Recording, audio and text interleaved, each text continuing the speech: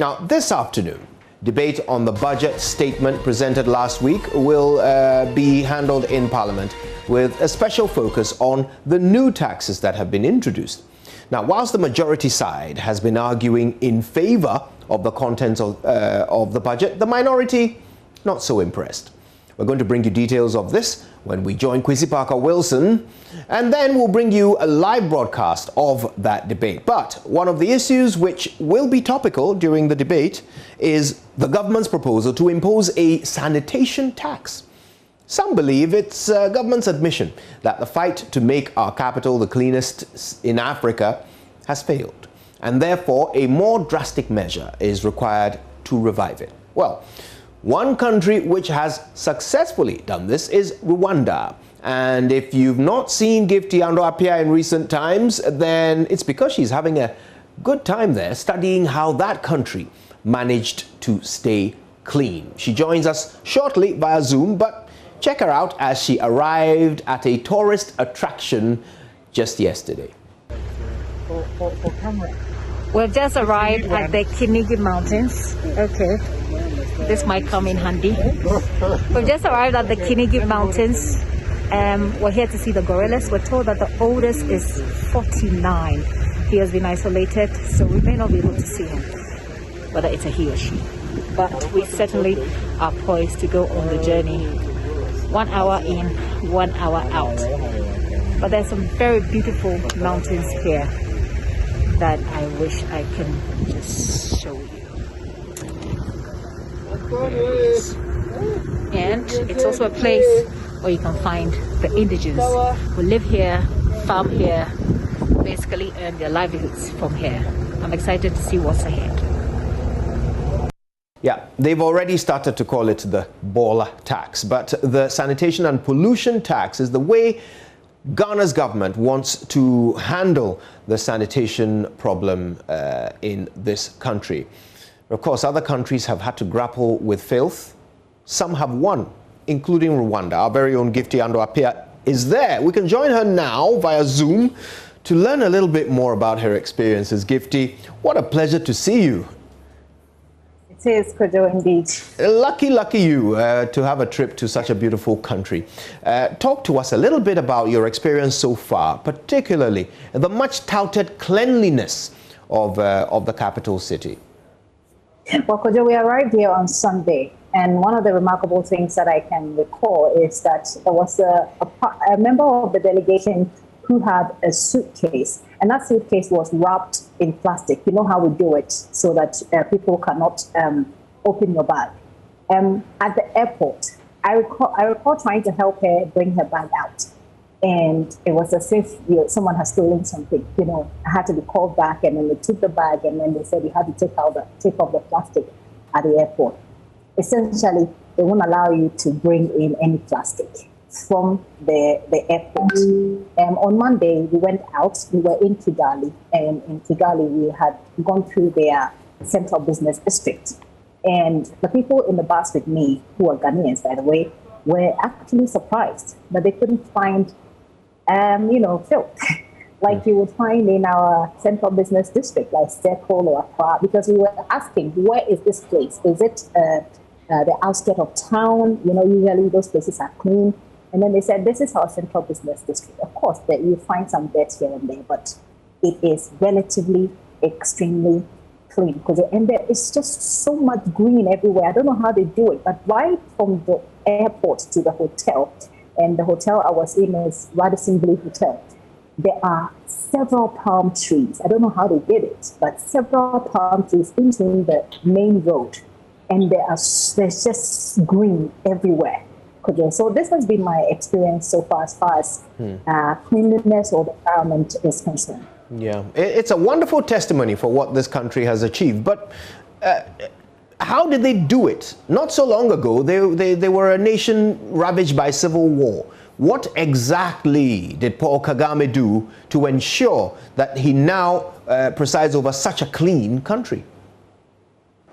I think the people of Rwanda themselves feel very proud of this, and when they hear people say that it's one of the cleanest countries in Africa. So let me just go through maybe 3 key things that they said they've done. I met with our consulate here, the head of our consulate here, who, by the way, is Rwandan, and Dennis Carrera, who tells us that one of the key things, so it's really not rocket science. Number one, legislation, which we all know that Rwanda has banned plastic, the use of plastic. So that's legislation, and then legislation which comes with implementation. So Mr. Carrera went on to link the implementation of some of the legislation with corruption and how it is difficult. They say they have zero tolerance for corruption, but of course we've had this phrase before. They link this closely to corruption and say they're able to implement their legislation. So there is that legislation which won't allow you to use plastic. And then number 2, he tells me, or he told us that there is a monthly cleanup exercise. This is something that they started when Julius Deborah was chief of staff. He started, was the local government minister, had started, but we couldn't sustain it. Our head of consulate here in Rwanda tells me that this is something that they do every last Saturday of the month. He said, you will see me on the ground, collecting rubbish. So that's one thing that they've instituted, which for me, I believe, has generated a sense of national consciousness of cleanliness, because you just get a sense, even when you're driving out of town in the villages, you get a sense it's just clean everywhere. That's number 2. Number 3 is that he tells me they have periodic collection of rubbish. So he says it's very common to walk around town and see rubbish, collecting vans moving around and looking around for rubbish. And yesterday I saw one myself. They were just cleaning the streets. It's something we do, but I think it is done much more frequently around here. And I think that there is a national focus on environmental protection, and the government also spends a lot of money. But the one key thing, which for me I believe has worked for Rwanda, is that legislation, not to ban the use of plastics. Right. Well, no doubt you've been learning quite a lot from the people you've interacted with. I understand you've had the opportunity already to interview a few officials. Am I right? Well, we've spoken to the Rwanda tourism authorities, because one of the key things they're doing, mind you, Rwanda has opened a fully fledged high commission in Ghana. They used to have a consulate just like we do here.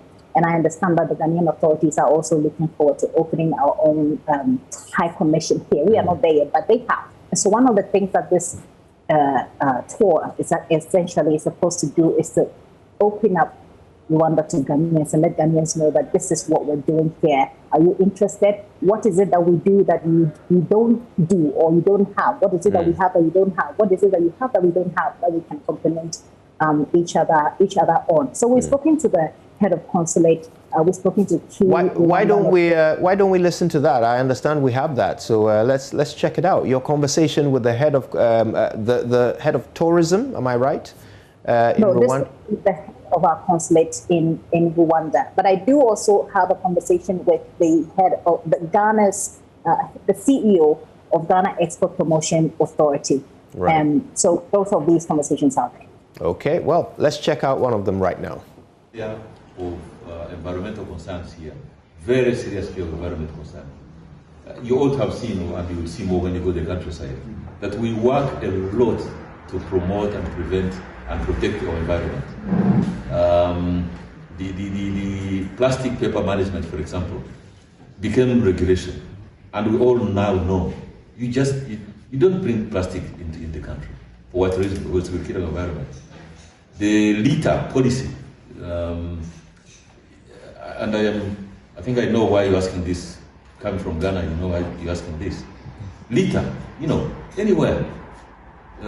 Use the bottle, water bottle, somebody uses a bottle and just throw from the car. Anyhow, you will realize that we don't throw anything out of our cars anywhere. And even if you are not a car, even pedestrians who are walking, they don't throw anything anywhere. Our cleanliness here is policy, and it's now part of our life. That we must be clean. We must live in a clean environment.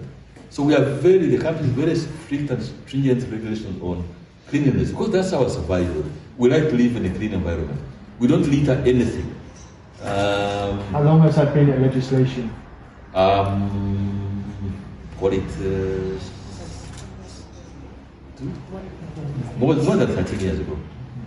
So we have a policy for cleaning our city. There we go, a little bit from the event that Gifty Ando-Appiah attended in Rwanda just yesterday. Now, Gifty, before you leave us, no doubt you'll be exploring several other things, how Rwanda is handling COVID-19, how they are, having women represented in leadership positions across their nation, and so much more. Tell us a little bit more about what we can expect from your time there. Okojo, it's supposed to be a 7-day trip. We got here on Sunday, so I have a few more days.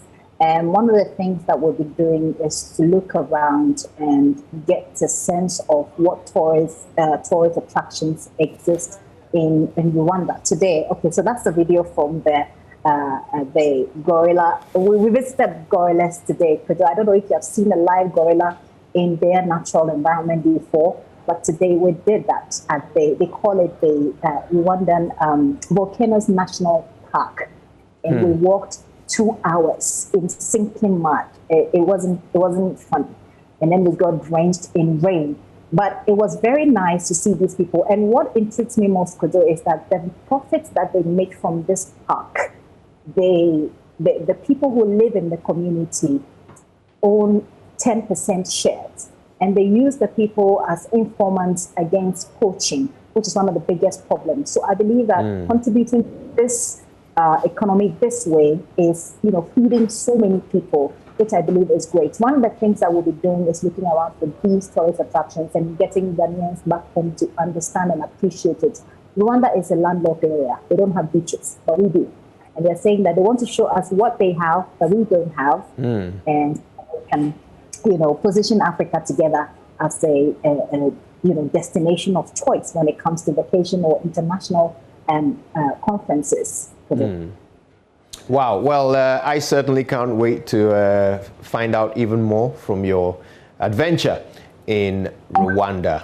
I've certainly not seen a gorilla before. Closest I've been to a gorilla is when I catch a glimpse of myself first thing in the morning in the mirror before I take a shower. Gifty, enjoy your time there. We'll see you when you get back.